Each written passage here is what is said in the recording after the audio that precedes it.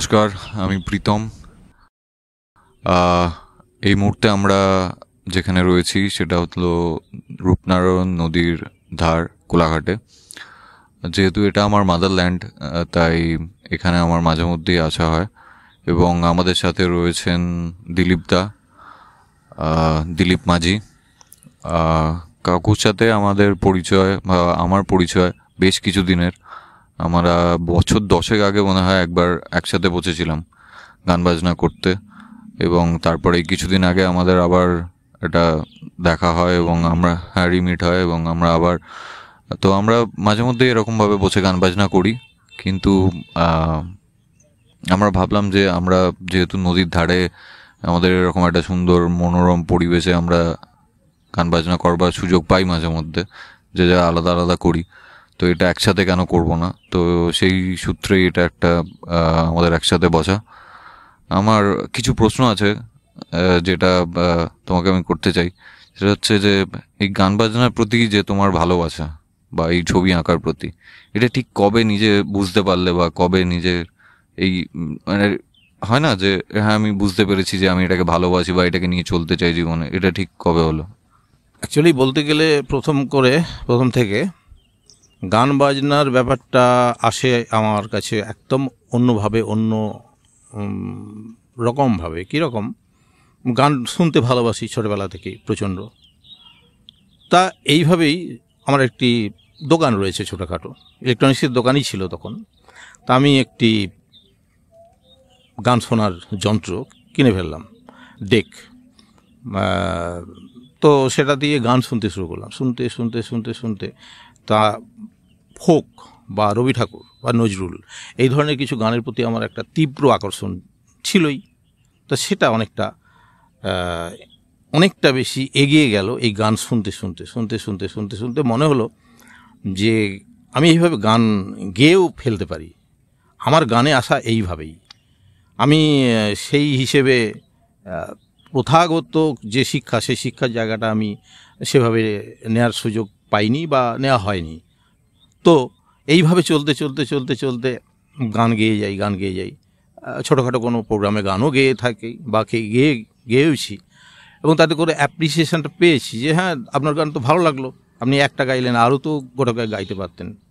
এইভাবে করতে একদিন একতারাটা মাথায় এলো, যে একতারাটা কীভাবে একতারা তৈরি, একতারা সাউন্ডটা ভীষণ আকর্ষণ করে। তা ভাবতে আমার তবলচি এক ভাইয়ের সঙ্গে আলাপ হলো। তো তবলচি ভাই বললেন, এটা আর এমন কিছু ব্যাপার নয়, তুমি বাঁশ বাগানে যাবে, একটা বাঁশের গোড়া তুলে নেবে, নিয়ে তাকে গর্ত করে নিয়ে জাস্ট তার লাগিয়ে দেবে, একটা বাঁশের টুকরোকে খাইয়ে দেবে, ব্যাস। এত সহজে বললো, ব্যাপারটা তো এত সহজ নয়। আমি রিয়েলি একদিন শীতের ভোরে গিয়ে বাঁশের একটা গোড়া তুলে নিলাম। তখন যন্ত্রপাতি ছিল না, যা ছিল সেই যন্ত্রপাতি নিয়েই কুড়ে কাড়ে একটা গর্ত করে তাতে একটা বাঁশের বাতা দিয়ে আর তাতে একটা তার লাগিয়ে শুনতে শুরু করলাম। টুংটাং, সামান্য, অতি সামান্য, কানে শোনা যায় না এমন কোনো সাউন্ড এলো। মনে হলো বিশ্বজয় করে ফেলেছি। সেই হলো আমার একতারার প্রাণ পুরুষ, আদি পুরুষ। এরপর আমি একতারা বানিয়েছি বহুভাবে। তখন লাউ পাইনি, লাউর খোলাটা তো খুব দুর্লভ ব্যাপার। তো তখন আমি প্লাইয়ের টুকরোকে কেটে ফর্ম দিয়ে একতারা বানিয়েছি। এখন আজকে আমরা যে প্রোগ্রামটা করব সেটা আমরা লাউয়ের খোলা দিয়েই তৈরি একতারা বাজিয়ে আমি গান করবো আজ। আচ্ছা, এইটা আমার একটা প্রশ্ন আছে, যে এটা তো সবাই কিনে নেয়, একটা ইনস্ট্রুমেন্ট, বাদ্যযন্ত্র, এটা যে যা কিনে নেয়, তুমি নিজে কেন বানাতে গেলে? এর তো মোটিভটা কি? মোটিভটা এটাই যে আমার যা কিছু করা বেশিরভাগটাই হচ্ছে আমার নিজের, মানে সেটা হবে যেন একেবারে অকৃত্রিমভাবে আমার নিজের। অর্থাৎ আমি যখন এই একতারাটা বানালাম তখন কিন্তু আমি অরিজিনাল একতারাটাকে চোখে দেখেছি কখনো, এটা আমার মনে পড়ে না বা দেখেও নি। এই যে টোটাল ইনোভেশনটা আমার, এবং সেইটা বাজিয়ে গান করি, সেইটা মানুষের ভালো লাগে, এই ভালো লাগাটাই আমি সঞ্চারিত করতে চাই। সেইখান থেকেই আমার নিজের এই জার্নি। আচ্ছা, গান না ছবি আঁকা, এই দুটোর মধ্যে কোনটাকে আগে রাখবে? এরকম কিছু মানে, যদিও এরকম কিছু হয় না, এটা খুবই একটা মানে যেভাবে বললাম আমার গানে আসা, ছবি আঁকাটাও অনেকটা এমন। আমার এখানে এক দাদা থাকতেন, তিনি ছবি আঁকতেন, পোর্ট্রেট আঁকতেন। তা একদিন উনি পোর্ট্রেট করতে আমার দেখে মনে হলো এই যে যাকে বলা হয় সুকুমার প্রবৃত্তি, এই আর্ট, ছবি আঁকা, গান করা, গার্ডেনিং, কবিতা লেখা, এই সমস্ত বিষয়গুলো আমাকে টানে। তা আমি ওই দাদাকে দেখে আমি জিজ্ঞেস করলাম যে দাদা আপনি এরকম ছবি আঁকছেন, আমি কি আঁকতে পারি না বা আঁকা যায়? বলে না, পারার কি আছে। আমার শুরু হয়ে গেল জার্নি, সেটা প্রায় 80, 81, 82 এরকম। খুব ভালো। আমাদের সাথে এই যন্ত্রটা আছে এখন, যে যন্ত্রটা দিলীপদা নিজের হাতে বানিয়েছেন এবং এটা আমরা এখন শুনতে পাবো। তো এটা তো একটা গান হয়ে যাক নাকি? একদম একদম, চল।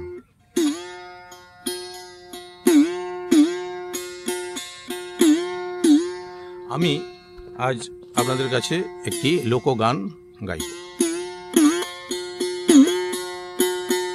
পরের জায়গা পরের জমিন ঘর বানাইয়া আমি রই, আমি তো সেই ঘরের মালিক নই, আমি তো সেই ঘরের মালিক নই।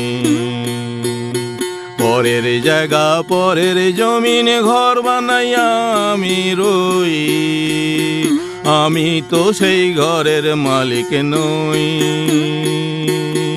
আমি তো সেই ঘরের মালিক নই। সেই ঘরখানা যার জমিদারি, আমি পাই না তাহার হুকুম জারি। সেই ঘরখানা যার জমিদারি, আমি পাই না তাহার হুকুম জারি। আমি পাই না জমিদারের দেখা, পাই না জমিদারের দেখা, মনের দুঃখ কারে কই, আমি তো সেই ঘরের মালিক নই, আমি তো সেই ঘরের মালিক নই। পরের জায়গা পরের জমিন ঘর বানাইয়া আমি রই, আমি তো সেই ঘরের মালিক নই, আমি তো সেই ঘরের মালিক নই। জমিদারের ইচ্ছে মতো দেই না জমি চাষ, তাই তো ফসল ফলে না রে দুঃখ 12 মাস। জমিদারের ইচ্ছে মতো দেই না জমি চাষ, তাই তো ফসল ফলে না রে দুঃখ 12 মাস। আমি খাজনা পাতি সবই দিলাম, তবু জমিন আমার হয় যে নিলাম। আমি খাজনা পাতি সবই দিলাম, তবু জমিন আমার হয় যে নিলাম। আমি চলি যে তার মন জোগাইয়া, চলি যে তার মন জোগাইয়া, দাখিলায় মিলে না সই, আমি তো সেই ঘরের মালিক নই, আমি তো সেই ঘরের মালিক নই। পরের জায়গা পরের জমিন ঘর বানাইয়া আমি রই, আমি তো সেই ঘরের মালিক নই, আমি তো সেই ঘরের মালিক নই, আমি তো সেই ঘরের মালিক নই, আমি তো সেই ঘরের মালিক নই।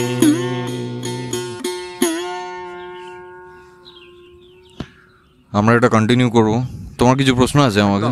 আচ্ছা, তোমার গানের প্রতি ভালোবাসা, আমি তো দেখেছি তুমি ইউটিউবেও আছো, তা তোমাকে আবিষ্কার কিভাবে? না আমি সার্চ করতে করতে হঠাৎ দেখলাম আমার পাশের বাড়ির ছেলে বা আমার একদম হোমল্যান্ডের ছেলে, সেও কিছু গান করছে এবং কি অসাধারণ পিকচারেশন, এবং কোলাঘাট স্কুলের ওপরে স্কুলের স্মৃতিকে ধরে নিয়ে কি অসাধারণ একটা প্রেজেন্টেশন তুমি করলে। আর সেটা দেখে আমি ফিদা, এবং আমার ছেলেকে দেখালাম, ছেলেও খুব খুশি হলো। সেই থেকে তোমাকে চেনা এবং নতুন করে করে নতুন নতুন ভিডিও আসে, খুব আগ্রহ অনুভব করি যে যাক আমারই হোমল্যান্ডের একজন কেউ নতুন কিছু করছে বা কিছু ক্রিয়েটিভ কাজ করছে। এই ব্যাপারটা আমার খুবই ভালো লাগে। ধন্যবাদ। প্রশ্ন কিছু আছে? প্রশ্ন বলতে এইভাবে তোমার ভালো লাগার জায়গাটা কোনটা, মানে ফোক থেকে শুরু করে এখনকার আধুনিক প্রজন্মের গান থেকে শুরু করে ঠিক মানে ভালো লাগার জায়গাটা বা স্বপ্নটা কি এইরকম গান নিয়ে? আমার দেখো, ওভারঅল আমার পুরো যা মানে ওয়ার্ল্ড মিউজিকই ভাল লাগে আমার, কোনো আলাদা করে এরকম কিছু আলাদা করে যে ফোক ভাল লাগে বা খুব আলাদা করে ওই এরকম টাইপের আমার কোনো ভালো লাগা নেই। ওভারঅল আমার পুরো মিউজিকটাই ভাল লাগে। আলাদা করে আমি এরকমভাবে বিয়ে করতে পারবো না। স্বপ্নের তো কোনো শেষ নেই, কিন্তু স্বপ্ন তো একটা তো পার্ট অফ জার্নি। আমি তো এই ইনস্ট্রুমেন্টটায় একবার আমরা চেষ্টা করেছি এই ইনস্ট্রুমেন্টটায়, কিন্তু দেখা যাক। আমি একটা গাইতে চেষ্টা করি। একদম একদম রিয়েলি আমি খুবই আগ্রহ অনুভব করছি। তুমি স্টার্ট করো, আছি আমরা।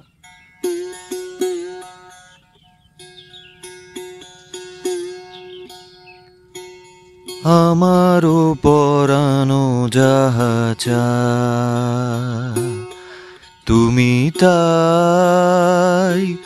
তুমি তাই গো, আমারও পরানো যাহা চায় তোমা ছাড়া রে জগতে মোর কেহ নাই, কিছু নাই গো, আমারও পরানো যাহা চায় তুমি তাই গো, আমারও পরানো যাহা চায়।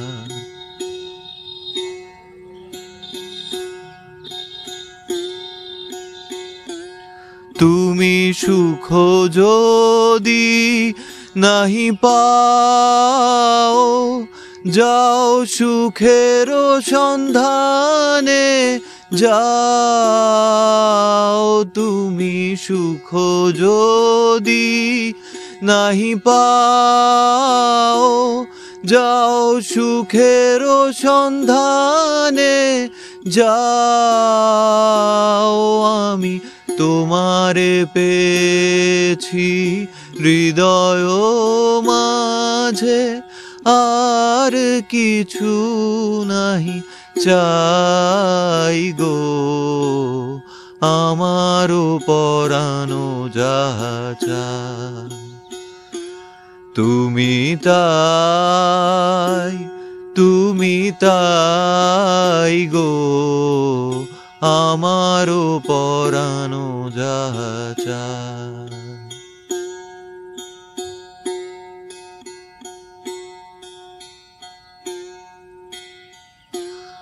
আমি তোমারও বিরহে রহিব বিলীন, তোমাতে করিব বাস।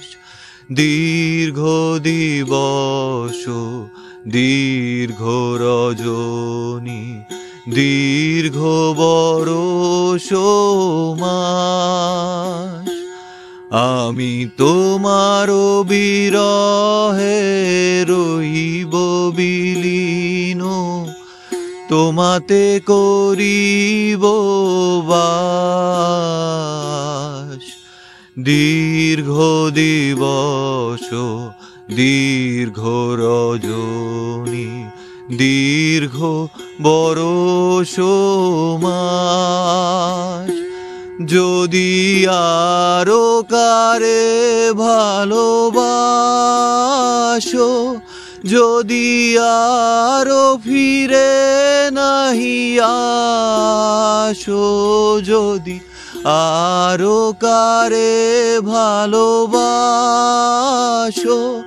যদি আরো ফিরে নাহি আসো, তবে তুমি যাহা চাও তাই যেন পাও। আমি শুধু দুঃখ পাই গো, আমারও পরানো যাহা চায় তুমি তাই গো, আমারও পরানো যাহা চায়।